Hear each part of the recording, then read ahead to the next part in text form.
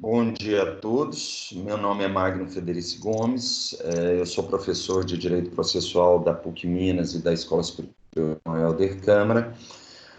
E hoje, no dia 14 de 4 de 2020, nós vamos começar um tema de videoconferência ou de web aula, que nós chamamos de ação demarcatória. Esse tema e essa aula está sendo lecionada para os alunos de Direito Processual Civil 2, da Escola Superior Dom Helder Câmara, e eu informo a todos que estão presentes em sala de aula que esta aula está sendo gravada. Então, minha gente, quando a gente fala de ação demarcatória, primeiramente vocês têm que ter que existem um par de ações relacionadas com a titularidade de domínios. Então, ao falar de ação demarcatória, nós estamos falando que o autor da demanda, necessariamente, ele é titular da propriedade do bem. E essa é a regra geral. Tá? A regra geral, então, quando a gente fala de ação demarcatória, ações divisórias e ações de extinção de condomínio, essas são ações que são cabíveis para aquele que já é o proprietário. Então, não tem a mesma natureza de ação possessória, porque quando nós falamos de interditos possessórios, a pretensão do interdito possessório é tutelar o direito de posse. Por sua vez, quando nós falamos de demarcatórias, divisórias e ainda de extinção de condomínio, a tutela é ao direito de propriedade, especialmente o que nós chamamos de regularidade matricular do registro imobiliário. Nós estamos falando que são ações que objetivam assegurar a regularidade da matrícula, que é a certidão de identidade, ou a carteira de identidade do imóvel, que fica arquivada junto ao cartório de registro de imóveis. E por isso, ao falarmos de ação demarcatória, nós temos que o cabimento das ações demarcatórias, elas estão previstos tanto no Código de Processo Civil, como também no Código Civil. E aí, ao falarmos dessas ações, nós temos uma previsão de cabimento para essas ações no artigo 569 do Código de Processo Civil, que fala que a ação de demarcação cabe ao proprietário para obrigar que o seu confinante, ou seja, o seu vizinho, que ele extreme os limites entre os respectivos imóveis, né? Então, nós estamos falando que a ação demarcatória ela é cabível quando nós temos a necessidade de aviventar, né, os marcos divisórios existentes entre dois imóveis, dois mais imóveis, né? Então poderia ser mais de dois imóveis. E quando a gente fala de aviventar, significa que os limites divisórios daqueles imóveis, eles se apagaram. E como eles se apagaram, né? Por exemplo, uma cerca num imóvel rural caiu. E se essa cerca caiu depois de vários anos, né? E os proprietários não tomaram as providências no sentido de recompor e reconstruir aquela cerca divisória, aí os limites do imóvel eles se tornam esquecidos. E uma vez esquecidos, nós temos que novamente estabelecer esses limites, respeitando necessariamente a matrícula do imóvel, né? Então, a matrícula imobiliária, ela deve ser observada nesse caso. E, além disso, vocês têm que ter uma ideia de que existem casos em que a ação demarcatória, ela também pode ser ajuizada por pessoas que não são proprietários. E nós estamos falando de exceções à regra geral de que essas ações são ajuizadas pelos titulares do domínio. Nós estaríamos falando necessariamente sobre aqueles casos em que a ação demarcatória visa tutelar o direito real sobre imóveis alheios. Então, nós falamos que cabe ação demarcatória para usufrutuários, né, para fazer valer o seu direito de usufruto, e por isso nós temos, então, ações vinculadas ao direito de propriedade, seja ao titular do domínio, seja aquele que possui direito real sobre um imóvel que teve seus marcos apagados. Então, nesse momento, eu vou iniciar o compartilhamento de tela, e a partir do momento que eu iniciar o compartilhamento de tela, vocês terão acesso ao meu computador, e nós vamos começar a apresentar um esboço, como se fosse um quadro, né, do que a gente chama do procedimento de ação demarcatória. Iniciando o compartilhamento de tela, nesse momento.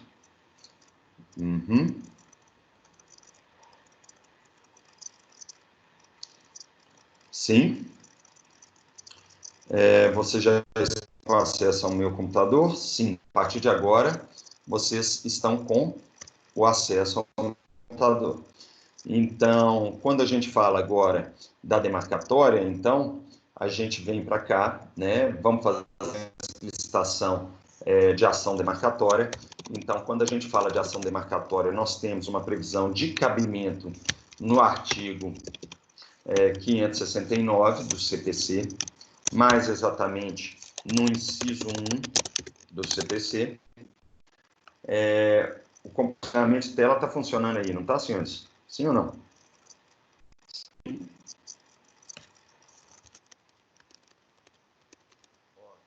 Então, quando a gente fala dessa ação, nós temos claramente o seguinte: o direito material específico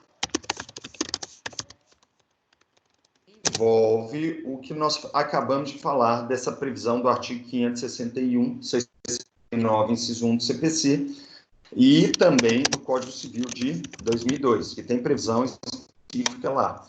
Então, nós estamos falando de ação exclusiva do titular do domínio, ou seja, do direito de propriedade, ou de quem exerça o direito real sobre coisa alheia, né, sobre coisa alheia relacionada com um bem imóvel, né? E ainda, além desse requisito, nós temos um outro específico a partir desse direito material especial, que seria, né, a necessidade, não é isso, de estabelecer novos limites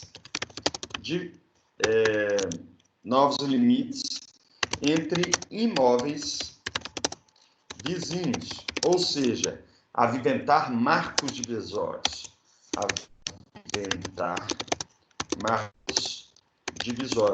Quando a gente fala de marcos divisórios, por exemplo, então, né, cercas, muros divisórios e outros casos que a gente pode pensar. Tudo que dividir um imóvel, a gente pode pensar como um marco divisório. Você pode até cogitar sobre a hipótese de você apresentar uma ação demarcatória porque tinha um riacho que dividia dois imóveis rurais e depois que aquele riacho secou em função da mina ter se esgotado, ou seja, a nascente ter se esgotado por maltratamento ou outras questões ambientais, a partir daquele momento que o riacho secou, não tem mais a divisão entre dois imóveis. E não tendo mais essa divisão entre dois imóveis, necessariamente é indispensável o ajuizamento dessa ação demarcatória. Eu gostaria de mencionar para vocês ainda que existem ações demarcatórias famosas tramitando na Justiça Federal, né? E uma delas é uma ação demarcatória relacionada com terras indígenas, que vem tramitando há anos perante a Justiça Federal. Eu gosto de mencionar para vocês que é um procedimento super especial, né? Então, é um procedimento que possui duas fases, né? Então, ou seja, seria parecida com aquela ação de exigência de contas, mas ao invés de ser parecido, nós temos duas fases totalmente diferentes, né? Nós temos que, na primeira fase, nós temos que analisar, vai ser um acertamento dos limites divisórios entre os imóveis vendeiros ou vizinhos, não é isso? Vamos colocar vizinhos ou confrontantes, né? E a partir do momento que nessa fase, prestem muita atenção, eu vou ter procedimento comum com várias especificidades, inclusive com a possibilidade ampla de ilação probatória. Obviamente, para fazer o quê?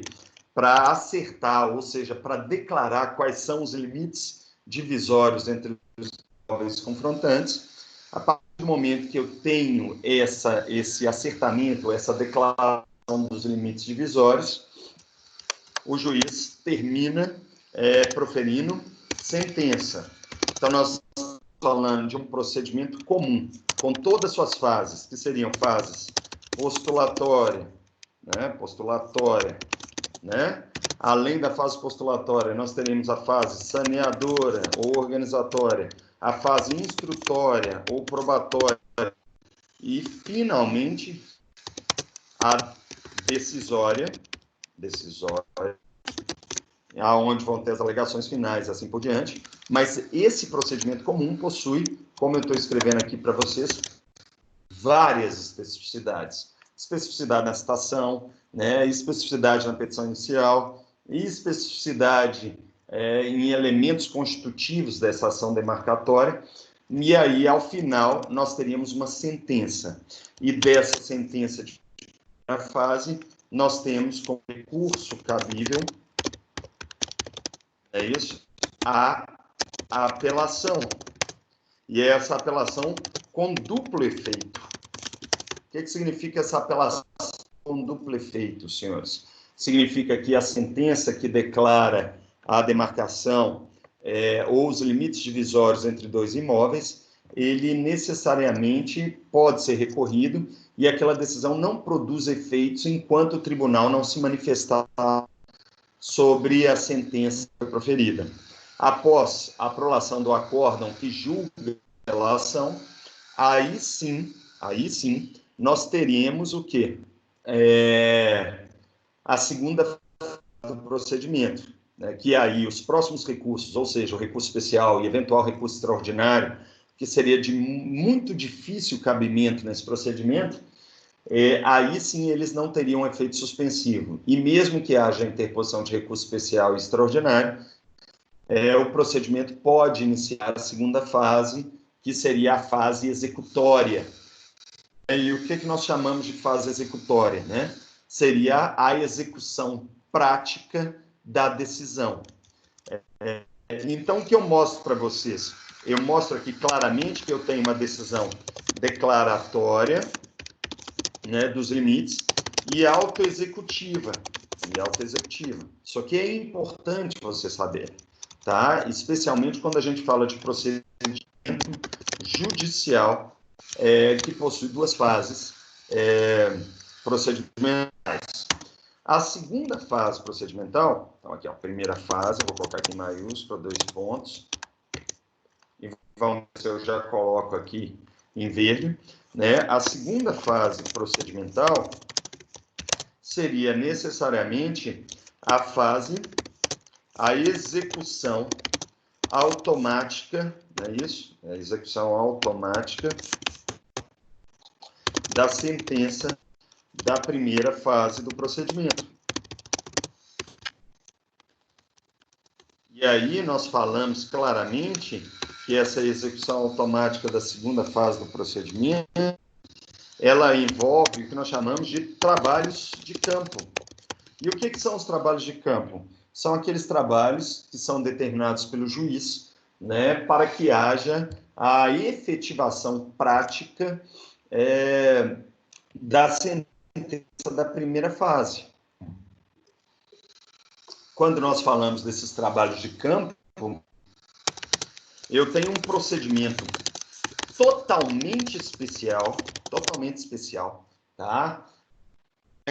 Com aplicação subsidiária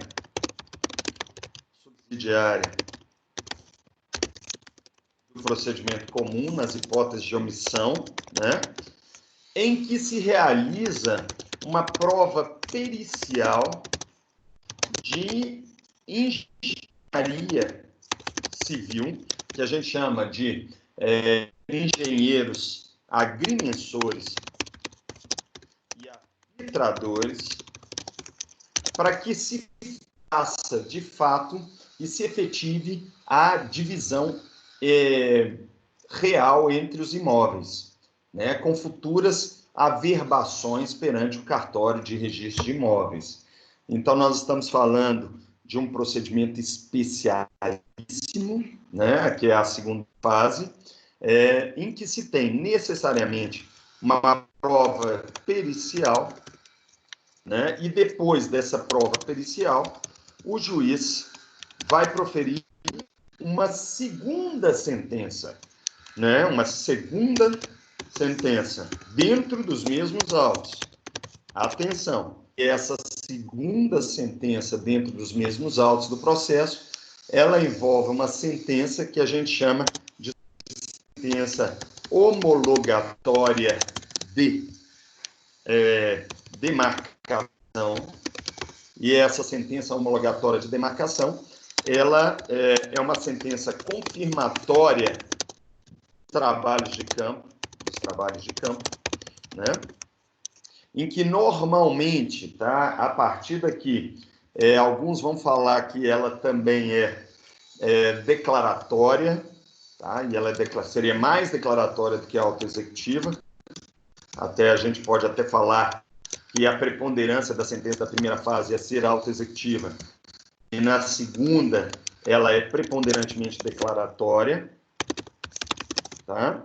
E a partir do momento que nós temos essa sentença declaratória que confirma os trabalhos de campo, contra ela vai caber também recurso de apelação. E esse recurso de apelação somente vai ter com efeito devolutivo apenas. Por que somente teria o efeito devolutivo? Porque nós temos uma previsão no artigo 1012 do Código de Processo Civil de que o recurso contra a sentença de demarcação ela não tem efeito devolutivo, né? Então, não tem efeito suspensivo, perdão. Então, lá no artigo 1012 fala que a apelação terá efeito suspensivo em regra geral. No entanto, no parágrafo 1º fala dos casos em que a apelação deixa de ter efeito suspensivo, né? E aí, o que nós temos? A primeira delas é a sentença que homologa a divisão ou demarcação de terras. Então, nós estaríamos falando do artigo 1012, parágrafo 1º do CPC, inciso 1, né, que determina que essa sentença da segunda fase do procedimento não tem efeito suspensivo, enquanto que a sentença da primeira fase do procedimento tem efeitos devolutivo e suspensivo, porque ela impede a eficácia positiva da decisão, a decisão de conteúdo positivo. Então, é mais ou menos isso que nós estamos falando de procedimentos em síntese.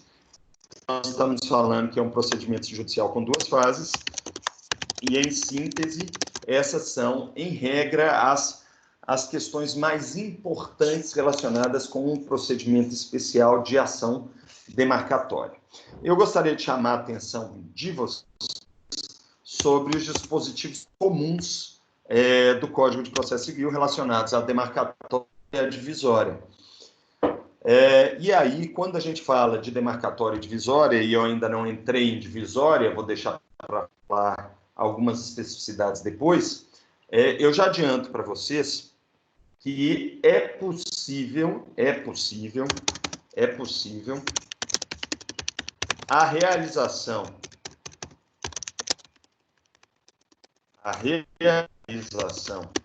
de demarcação extrajudicial. E o que seria uma demarcação extrajudicial? É aquela realizada por escritura pública. Então, essa demarcação extrajudicial, ela deveria ser feita em cartório de notas. Tá claro, senhores? E o pressuposto básico para ser feita uma demarcação extrajudicial é que haja, necessariamente consenso entre os confinantes do imóvel. Então, tem que haver acordo com relação aos reais limites daquele imóvel. E a partir do momento que você tem esse acordo, né, necessariamente as pessoas, os vizinhos, eles contratam um engenheiro, ele faz uma planta do imóvel, um memorial descritivo daquela planta que explica quais são os conteúdos daquela planta daquele imóvel, e depois que se faz isso, necessariamente todos os vizinhos assinam naquela planta e reconhecem sua firma em cartório de notas. Depois que eles fizeram essa planta com os reconhecimentos de firma e assinam a escritura pública demarcatória, essa escritura pública demarcatória ela é levada a registro. Eu acho que seria a averbação no cartório de registro de imóveis, para que fique adequadamente constatado quais são os limites divisórios daqueles imóveis. E essa previsão está no artigo 571 do CPC, que eu mostro aqui para vocês. A demarcação e divisão podem ser efetuadas por escritura pública, desde que maiores, capazes e concordes todos os interessados, observando-se no que couber os dispositivos deste capítulo. Tá bom, senhores? É muito importante ainda, tá, mencionar para vocês que é possível a acumulação do procedimento divisório e o demarcatório, né? Então, quando ocorre isso, a gente tem que falar que é necessário fazer primeiro a demarcação total ou parcial da coisa. Então, é necessário primeiro fazer a demarcação do imóvel e depois fazer a divisão entre os condôminos, né? Mas isso é tema da nossa próxima aula. E, além disso, vocês têm que saber o seguinte, que o artigo 572 define que os confinantes são considerados terceiros com relação ao processo divisório. Mas isso é tema da próxima aula também. Mas eu tenho uma norma específica, que é o artigo 573, né, que diz respeito à segunda fase do procedimento. E no artigo 573, aí do procedimento judicial, se o imóvel for georreferenciado, ou seja, é um referenciamento feito por satélite, e esse georreferenciamento é a mesma sistemática que a gente usa em GPS, não é isso? Você tem a possibilidade de dispensa da prova pericial. Tá claro? Na segunda fase do procedimento. Tá claro? Você pode até, verificando, dependendo da modalidade de georreferenciamento do imóvel, também dispensar a perícia na primeira fase do procedimento. Mas nós estamos falando aqui de uma especificidade. E eu vou falar aqui claramente para vocês aqui que seria a dispensa da perícia na primeira fase do procedimento. Então, uma retificaçãozinha aqui. Porque quando o imóvel é georreferenciado, necessariamente não necessitaria de perícia nessa fase aqui, tá?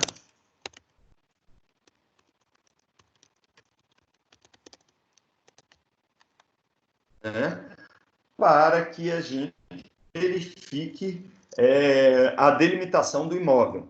Agora, na segunda fase, eu vejo a necessidade de participação do agrimensor e talvez do arbitrador, né, para que ele, de fato, faça as medições do imóvel a fim de restabelecer os marcos divisórios. Então, muita atenção com esse procedimento, tá? É um procedimento que nem eu estou mostrando aqui para vocês, mais complexo, mas que é um procedimento que a gente consegue analisar a partir do Código Civil. Então, muita atenção aqui.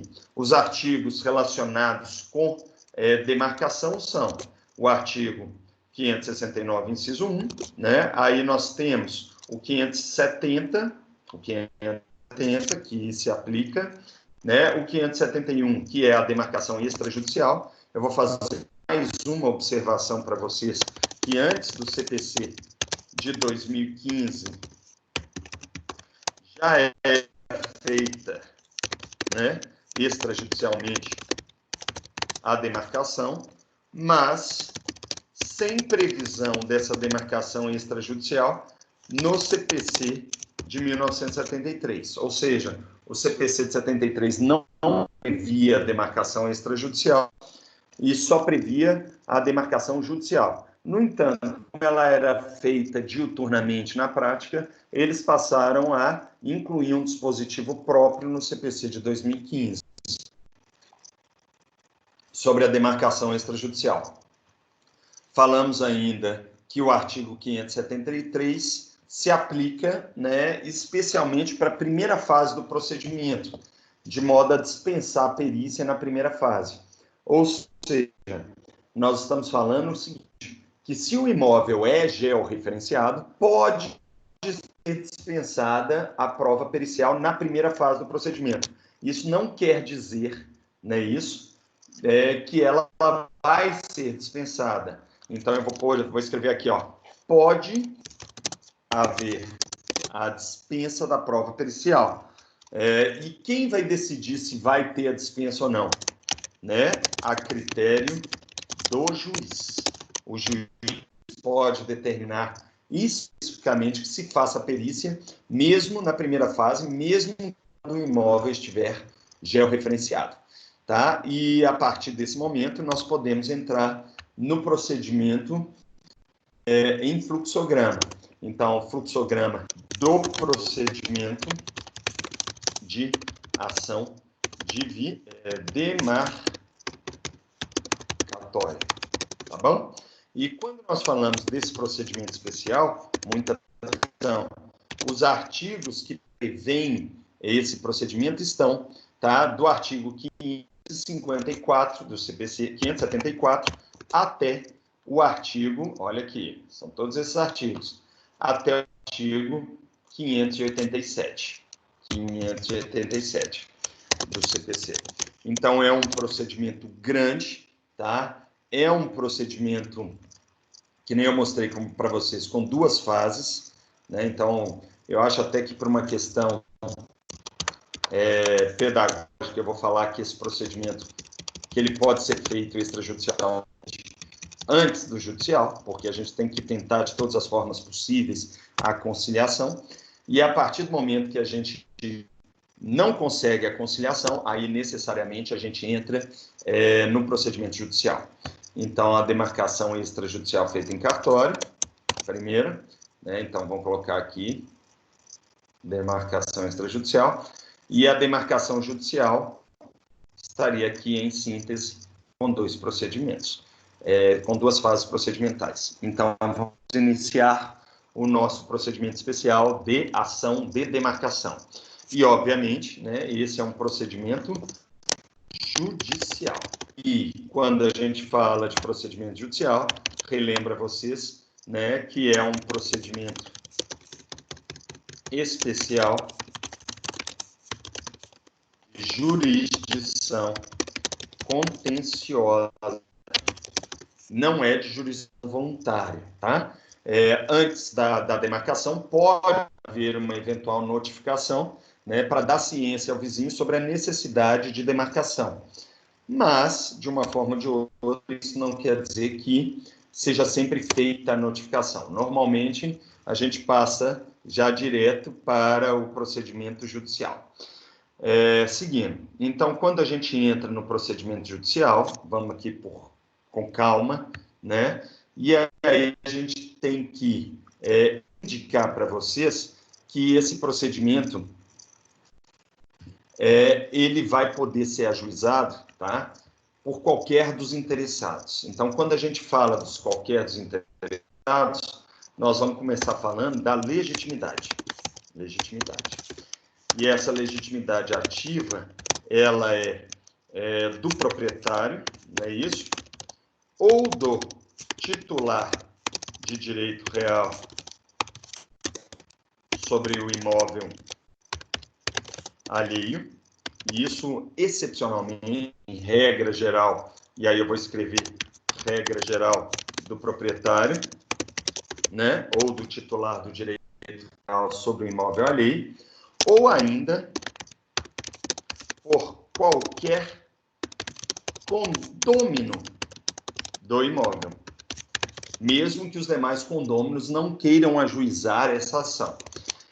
Essa legitimidade se extrai necessariamente dos artigos que eu já falei para vocês, que é o 569, inciso 1, né? E nós temos ainda a possibilidade do artigo 575, 575 do CPC, que indica a possibilidade do condômino ajuizar essa ação também. Atenção, que a petição inicial tem especificidades, né?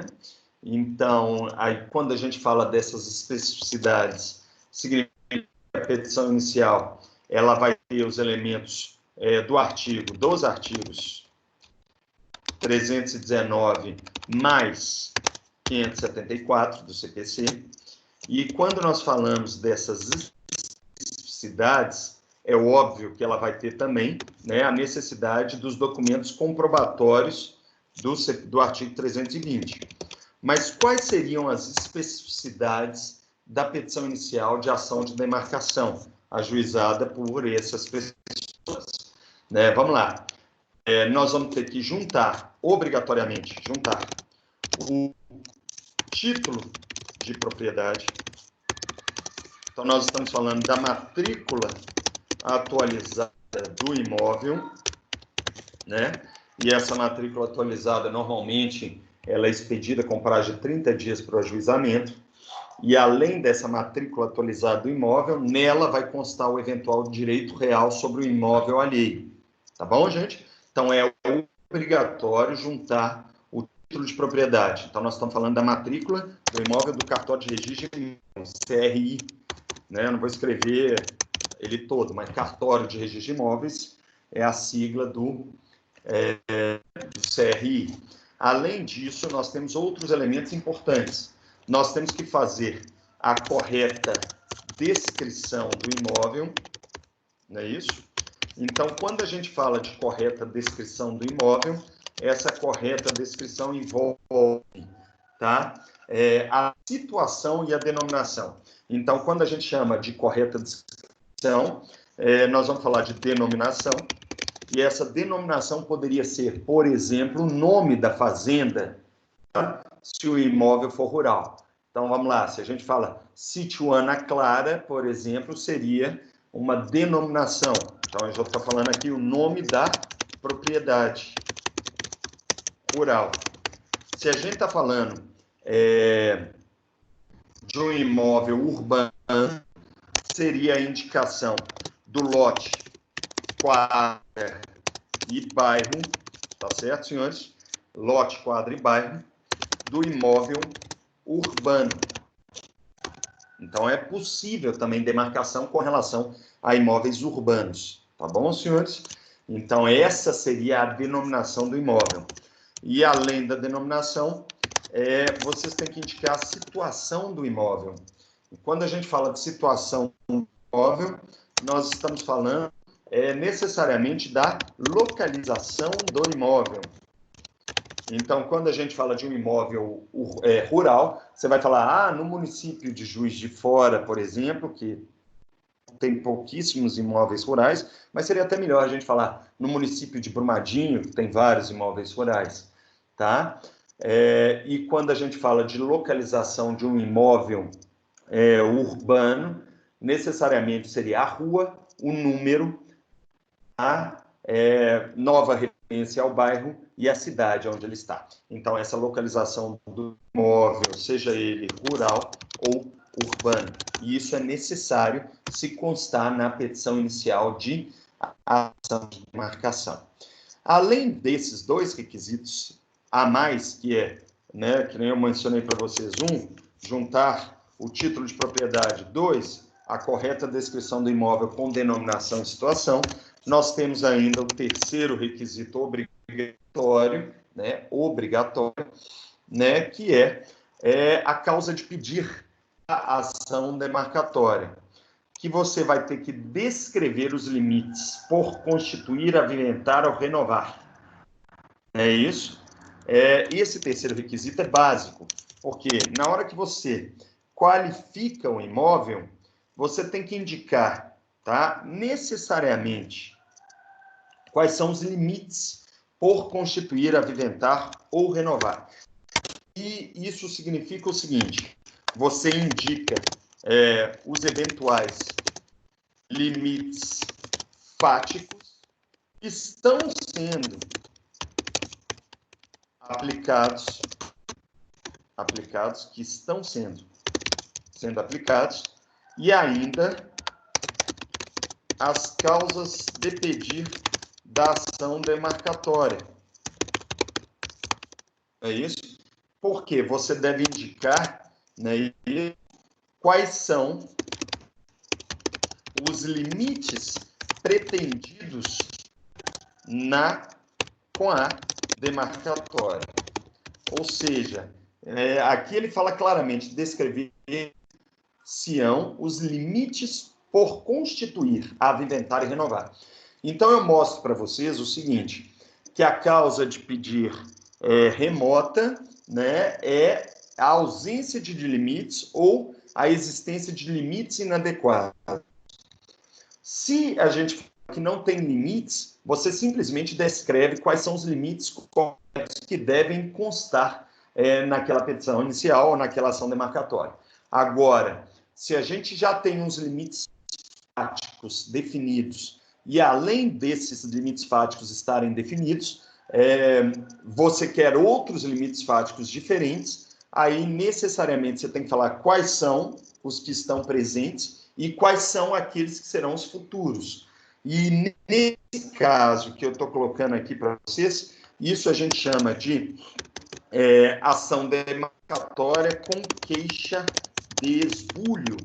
Tá bom, senhores? Então, pode acontecer que um dos vizinhos tenha invadido a área de outro, e ao invadir essa área de outro, ele automaticamente acabou com a delimitação do imóvel e constituiu outros marcos divisórios diferentes daqueles que seriam os reais. Quando isso acontece, necessariamente, a demarcatória com queixa de esbulho. Então, eu posso falar simplesmente os limites, né, que seria, no caso, sem queixa de esbulho, ou vocês teriam que indicar os eventuais limites fáticos que estão sendo aplicados e ainda as causas de pedir da ação demarcatória com queixa de esbulho, né, que seriam quais são os limites pretendidos com a demarcatória com queixa de esbulho. Então, eu vou colocar aqui para ficar mais claro para vocês. Tá bom, senhores? E ainda não terminou a petição inicial, né? Nós temos a legitimidade ativa do proprietário e nós temos ainda a legitimidade passiva da ação demarcatória, que é a do confrontante, também chamado de confinante, né?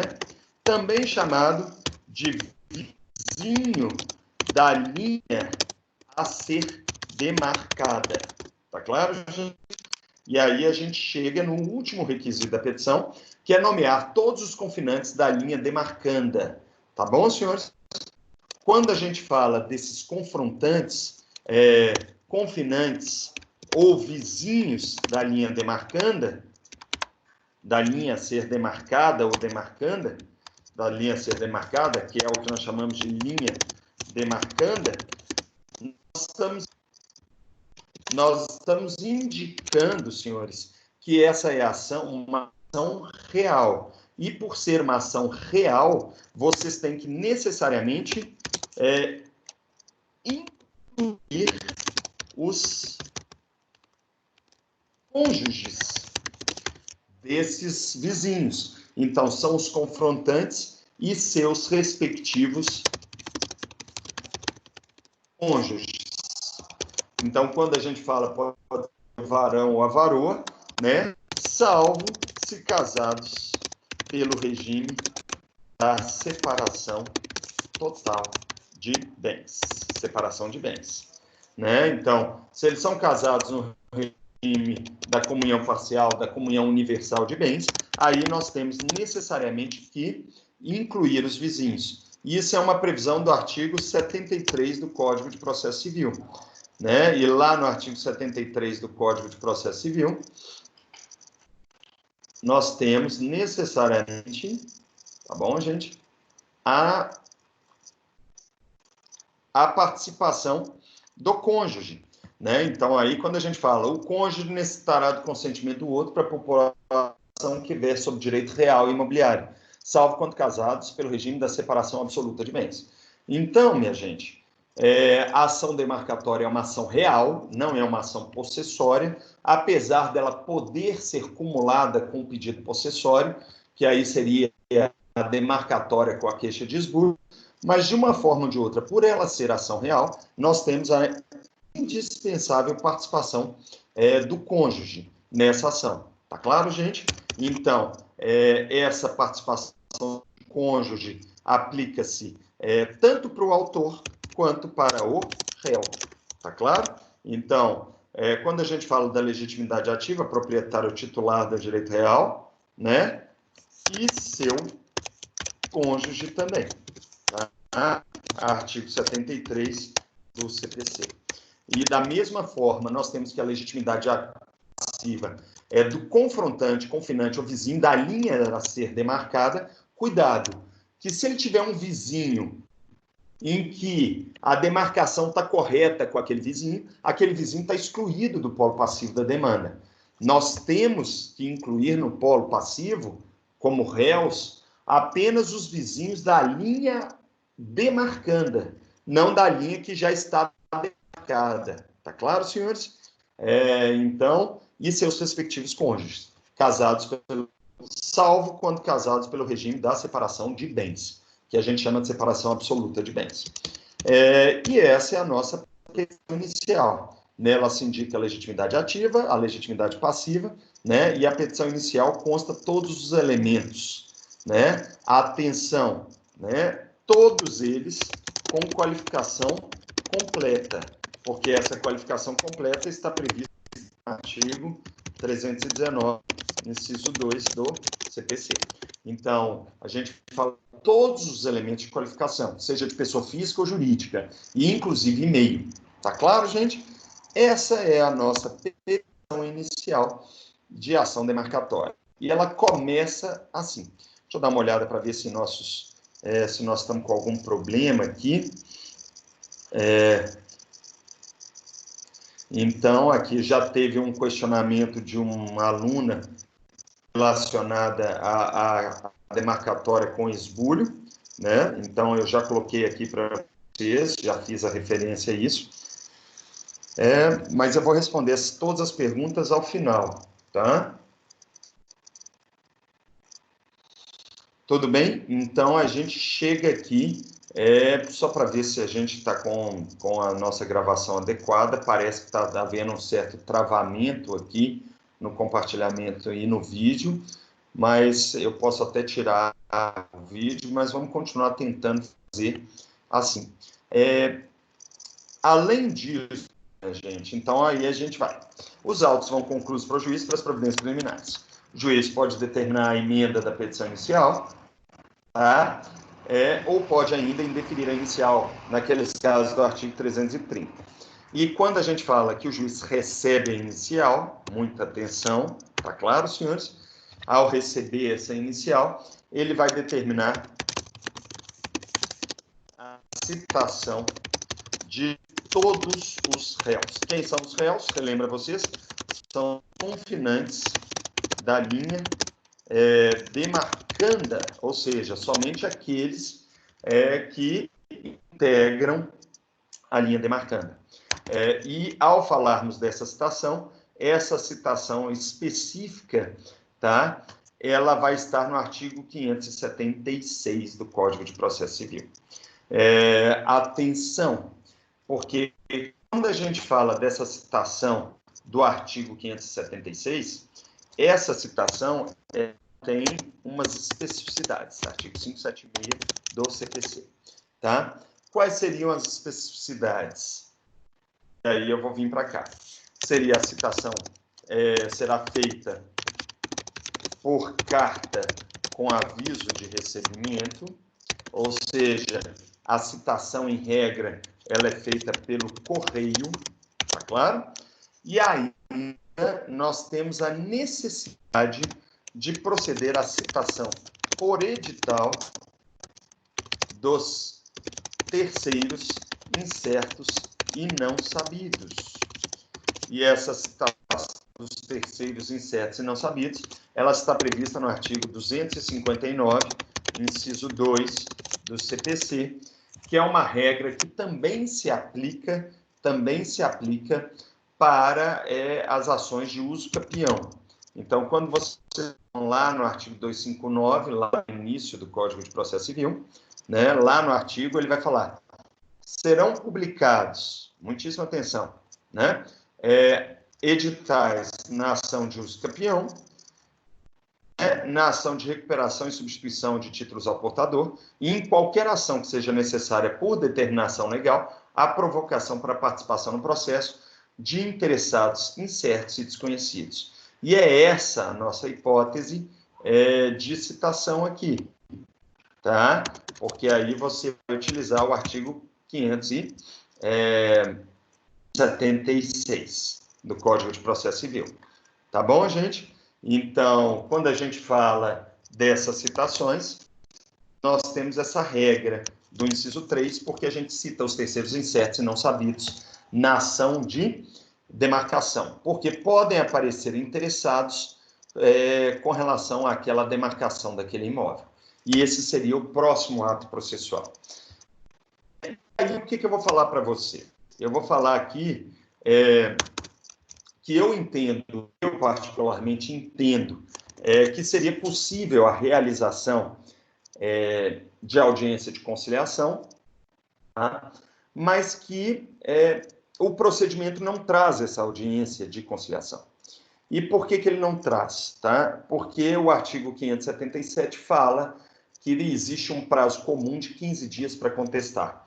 E esse prazo comum de 15 dias para contestar seria contado a partir da última carta de citação juntada nos autos, devidamente cumprida, presumindo-se também que o edital já teria sido juntado dentro do processo. Tá claro, gente? Então, nós estamos falando o seguinte, além do edital de terceiros incertos e não sabidos ter sido publicado perante o Diário Oficial, teria que ter sido juntado no processo todas as cartas de citação de todos os confinantes de linha demarcanda e seus respectivos cônjuges. Então, é muita gente para citar, muita gente para citar mesmo. E quando você cita todo mundo, é bem provável que já deve ter passado mais de um ano, às vezes 2 anos, às vezes 3 anos de processo tramitando para a gente conseguir citar todo mundo. Especialmente que é confinante e cônjuge. Tá claro, gente? Muita gente para citar. E às vezes o correio não dá certo a citação por carta com aviso de recebimento. E quando não dá certo essa citação por carta com aviso de recebimento, necessariamente o juiz determina a citação por mandado, a ser cumprida por oficial de justiça. Então, o que nós temos aqui? Eu faço uma observação aqui, e essa observação é que eu, particularmente, eu entendo possível a designação de audiência de conciliação, e eu não expliquei por quê, mas eu explico que seria possível a audiência de conciliação porque é possível fazer a demarcação extrajudicial. Né? Então, se é possível fazer a demarcação extrajudicial, também é possível fazer a audiência de conciliação. Agora, eu saliento para vocês que o procedimento não prevê essa audiência de conciliação. Né? Então, vai depender do juiz, se ele vai aplicar ou não. E para ele aplicar a audiência de conciliação, necessariamente vai ter que analisar o concreto, ou seja, se tem inúmeras pessoas a serem citadas, ou se é apenas um confinante. Se for apenas um confinante, seria de fácil realização essa essa audiência de conciliação. Tá claro, gente?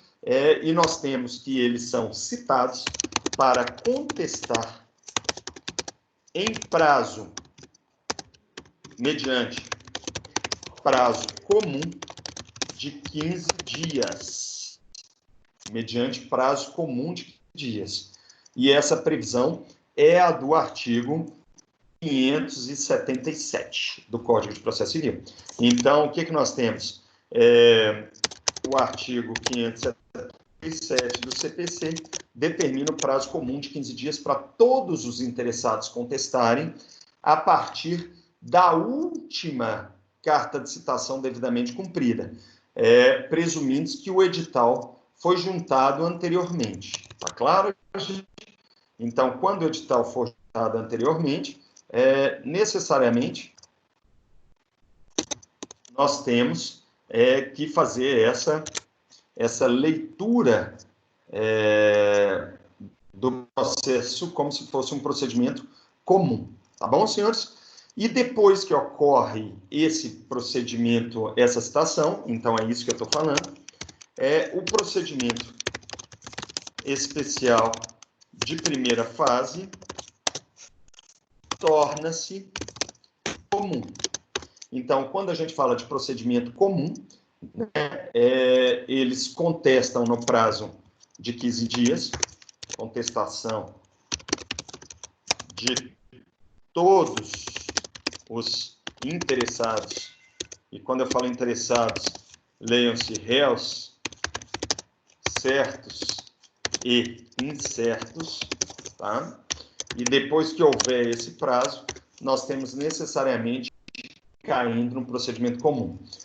E aí, o que seria o procedimento comum? Vamos ver se eu puxo um procedimento comum aqui, um procedimento que eu já tinha feito para vocês, e eu vou utilizar o procedimento da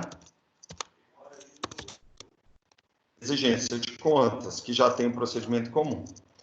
Então, eu vou abrir aqui só para puxar para vocês. Né? Então, vamos lá. Concluso para providência, cita, possibilidade. Aí, o que nós temos? Esse aqui é o procedimento comum.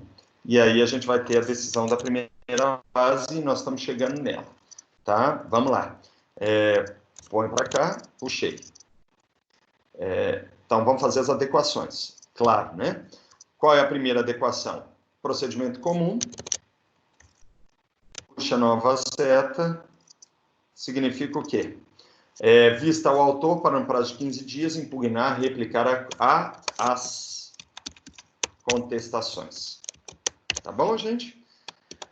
É muito comum ir abrindo vista de 15 dias a cada contestação que for juntada. Então, é muito comum, às vezes, o autor fazer várias contestações. Né? Então, o que o autor vai fazer? O autor vai o quê? Ratificar a pretensão inicial. Qual que é a pretensão inicial? Os elementos constitutivos do artigo 574 do Código de Processo Civil. Ou seja, não é o dever de dar contas. Nós estamos falando que é aquela pretensão de que se faça a correta delimitação do imóvel. Tá bom, gente? Depois que foi feito as impugnações, ou a réplica, né? Quando a gente fala de impugnação, vai concluir para o juiz para decisão de saneamento. E nessa decisão de saneamento, o juiz vai deferir as provas necessárias. Né? Vai aplicar o artigo 357 do CPC. Né? Normalmente, que nem eu falei para vocês, ele pode deferir todas as provas que ele entender necessário. Talvez tenha aqui uma pergunta. Né? Ainda nós estamos na pergunta possessória. Tá? E aí eu vou responder ela daqui a pouco. E aí a gente segue pelo procedimento comum previsto no Código, tá? Então, após o prazo de resposta, observar-se ao procedimento comum, já expliquei isso para vocês, que é o artigo 578 do CPC, né? Então, ele vira procedimento comum depois das contestações. E aí, o que nós temos? O artigo 579 fala claramente, senhores, sobre a perícia, né, que vai ser realizada. Então, olha aqui, é normal fazer a perícia judicial, salvo se o imóvel estiver georreferenciado. E aí vai aplicar aquele artigo 573 do Código de Processo Civil. Então, em regra geral, feita essa perícia, e quando é feita essa perícia, eu tenho que mostrar para vocês ainda parte do procedimento, né? O juiz nomeia perito e esse perito vai fazer o laudo. Quando ele nomeia perito, abre-se vista às partes, para apresentar quesitos e indicar assistentes técnicos no processo. Assistentes técnicos. E esse procedimento é o procedimento dos artigos 462 e seguintes do CPC. Tá? Saliento para vocês que esse prazo para apresentar quesitos é no prazo de 15 dias úteis. Salientando, obviamente, que nós temos claramente a possibilidade, gente, a necessidade do pagamento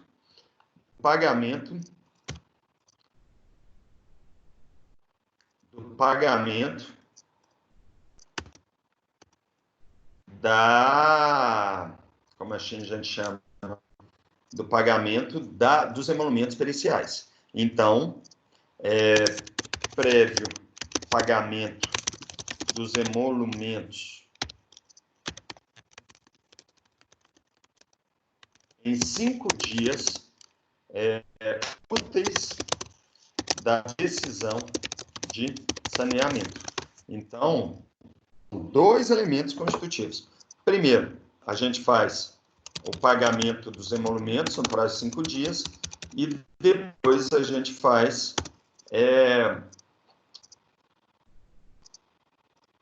como a gente chama, a apresentação de quesitos. Então, é um prazo complexo. O que isso significa prazo complexo? Nós vamos ter os 2 prazos simultaneamente. Gente, vista as partes para apresentar quesitos e indicar assistente técnico. Prazo de 15 dias. Pré-pagamento dos emolumentos pré 5 dias da decisão de saneamento. Certinho. Depois disso, gente, o perito vai apresentar o laudo pericial. E esse laudo pericial, ele tem uma definição expressa, tá?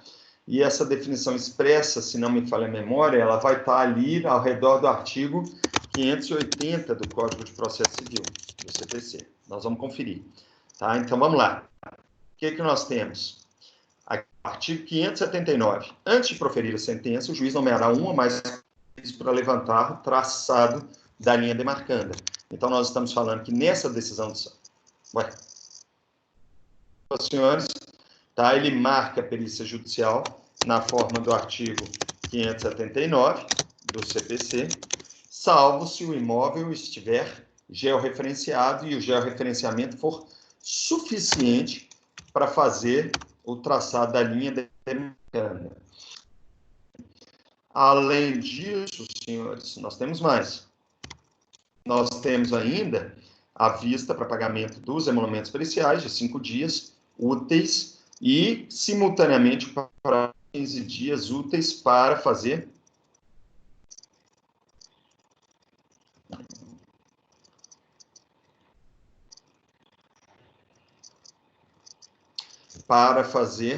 tá claro, gente? A apresentação de quesitos e indicar os assistentes técnicos. Depois, o perito apresenta seu laudo pericial. Atenção com relação a esse artigo 580. É um artigo extremamente importante, tá? E eu vou inclusive transcrever ele aqui no nosso fluxograma. Não é comum a gente fazer isso, né? Mas eu vou transcrevê-lo aqui. Esse laudo pericial, ele tem que observar esse artigo 580, tá claro? Eu vou colocar os termos desse artigo 580 aqui. Por quê? O que o perito vai fazer? Artigo 580 do CPC. Concluídos os estudos, os peritos apresentarão um minucioso laudo, isso é importante, minucioso laudo, tá? Sobre o traçado da linha demarcanda, considerando os títulos. Quais são os títulos? Os títulos do cartório, vou até fazer uma observação aqui. Títulos de do cartório de registro de imóveis. Não é isso? Além disso, os marcos existentes, né? Seja aqueles que são indicados nos títulos, né? Os rumos, quando a gente fala os rumos significa a antiga delimitação do imóvel, tá? A antiga delimitação do imóvel. A fama da vizinhança significa que os peritos podem ouvir outros vizinhos que conheçam a região para definir, tá claro? E além deles ouvirem os vizinhos que conheçam a região, eles vão ouvir também o quê? As informações dos antigos moradores do local e outros elementos que coligirem. Então, os peritos podem vir outros vizinhos, que a gente considera testemunhas da perícia, para que eles possam conseguir fazer o objetivo final. E a finalidade da perícia é fazer o quê? Traçar a linha demarcanda. Tá claro, gente? Então, essa é a finalidade. E eu coloquei os elementos constitutivos aqui do laudo, tá? Para que vocês possam ter uma ideia de como deveria ser feito esse laudo pericial. Opa, não vou poder fazer isso. Vou ter que manter ele aqui. Vou colocar aqui observações com relação ao artigo. E aqui no artigo eu vou colocar com a letra menor para vocês entenderem que houve uma transcrição do artigo do CPC. Né? Então, aí, Brasil 2015. Tá? Essa seria a definição. Tá bom, senhores? Então, essa é a previsão do laudo pericial. Depois que o laudo pericial é apresentado, as partes têm direito de vista por 15 dias, vista as partes e as técnicos, para, em 15 dias, impugnar o laudo pericial, tá? E é nessa vista que as partes podem apresentar quesitos esclarecedores a serem respondidos em audiência de instrução e julgamento, ou quesitos complementares a serem respondidos por escrito pelos peritos. Pode ter mais de um perito, que é o agrimensor e o arbitrador. Tá bom, senhores?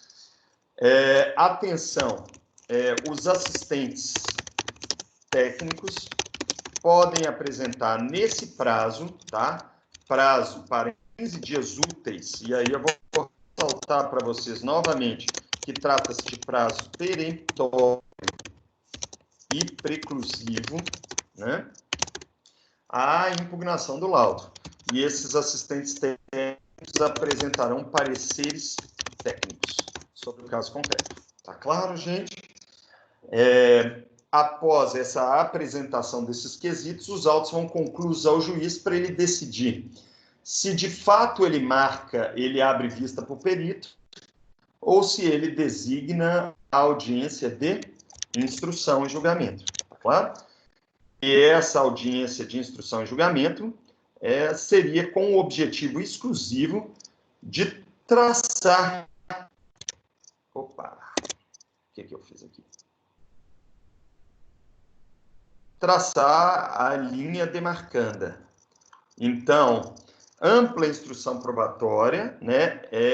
Aí eu posso falar aqui, ao invés disso, seria audiência de instrução e julgamento, não é isso? Em que, tá? Vão seguir os trabalhos. Podem ter os esclarecimentos do perito, se foram apresentados quesitos esclarecedores e o perito foi intimado para essa audiência, vai poder ter os depoimentos pessoais das partes, caso alguém tenha requerido, e a oitiva de testemunhas, né? A instrução do processo nesta fase está limitada, né, à linha demarcanda do imóvel, tá certo? E ao, vou até escrever aqui, Marisa, eventual esbulho possessório praticado pelo vizinho, porque aí vai ter um vizinho que vai adentrar na área do imóvel do autor. Então, essa é a instrução. Depois disso, nós temos as alegações finais, não é isso? E essas alegações finais podem ser orais ou escritas. Se for orais, vai ser na própria audiência de instrução e julgamento, né? Se for escrita, ele abre para memoriais escritos orais. E aí, depois disso aqui, os autos vão conclusos para decisão. E aí a gente tem a sentença da primeira fase do procedimento. Tá claro?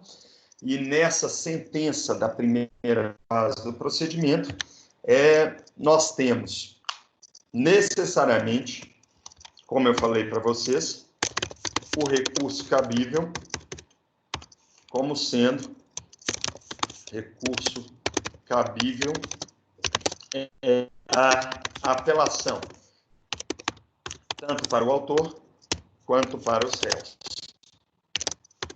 com efeitos devolutivo e suspensivo. Ambos os efeitos. Tá? Porque essa sentença não é a sentença que homologa a divisão.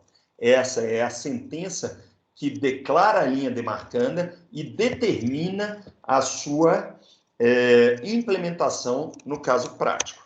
Então, a natureza jurídica dessa sentença, ela é autoexecutiva, porque vai implementar a segunda fase do procedimento, depois desse elemento. Atenção, vamos lá. A sentença pode ser, primeira hipótese, de improcedência do pedido.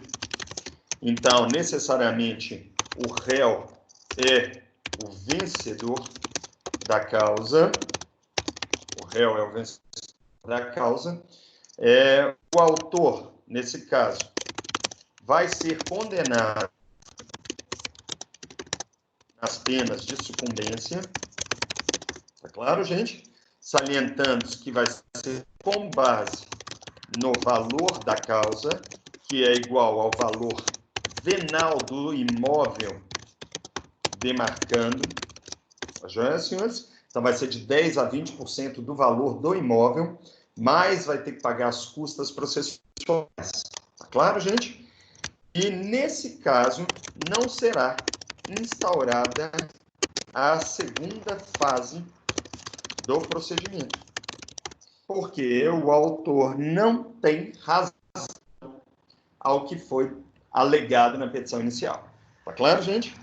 Por outro lado, nós temos ainda uma segunda possibilidade de sentença, que seria a sentença de procedência ou parcial procedência do pedido, não é isso? Então, o autor vence no todo ou em parte, tá claro, senhores? E quando ele vence no todo ou em parte, o réu arca com as penas de sucumbência também com base no valor dado à causa, que é o valor do imóvel demarcando, tá já? Isso na total procedência, ou haverá o rateio da sucumbência, conforme o artigo 86 do Código de Processo Civil, do CPC. E quando ocorre esse rateio da sucumbência, tá claro, senhores? Esse rateio da sucumbência, aí vai ter que haver a divisão. E esse rateio envolve a parcial procedência do pedido. Tá claro? Só que aí sim, nós temos, será instaurada a segunda fase do procedimento após o trânsito em julgado da sentença de primeira fase. Então, pode ter inúmeros recursos aqui, gente. O processo pode ir para o Tribunal de Justiça, pode ir para o Tribunal Regional Federal, e depois do TJ ou do TRF, pode ir ainda para o STJ para julgamento de matéria infraconstitucional, não vinculada à análise de prova ou ao laudo pericial, porque nós temos a súmula 7, que veda a análise de prova em sede de recurso especial. Tá? Então, depois que for instaurada, que houver o trânsito em julgado da sentença de primeira fase, é que inicia-se a segunda fase, porque nós temos necessariamente, que nem eu falei para vocês, a natureza autoexecutiva dessa sentença que julga procedente ou parcialmente procedente o pedido. Agora, se a sentença for de improcedência, a natureza jurídica dela vai ser declaratória negativa, porque o autor não terá feito aquilo que ele pediu. Neste momento, senhores, eu vou encerrar essa primeira fase do procedimento especial de ação demarcatória, e na próxima aula nós vamos fazer a análise da segunda fase do procedimento de ação demarcatória, que são trabalhos de campo, né, que é esse que eu expliquei anteriormente para vocês. Na aula de hoje, eu simplesmente apresentei o fluxograma dessa parte do procedimento, tá? Dessa parte do procedimento. Então, eu estou indicando aqui a primeira fase do procedimento, tá? E essa é a primeira fase do procedimento. Todos os senhores, nesse momento eu vou encerrar a gravação e vou abrir para perguntas dos que estão presentes. Agradeço a todos a presença, e eu peço a vocês que se cuidem nesse nosso período de isolamento. E nesse momento eu abro a palavra.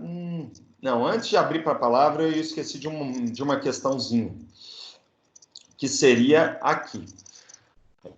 Quando a gente fala ainda desse procedimento, né, seria nessa fase do procedimento aqui que seria possível, caso haja acumulação com o pedido possessório, tá, em que o juiz vai analisar também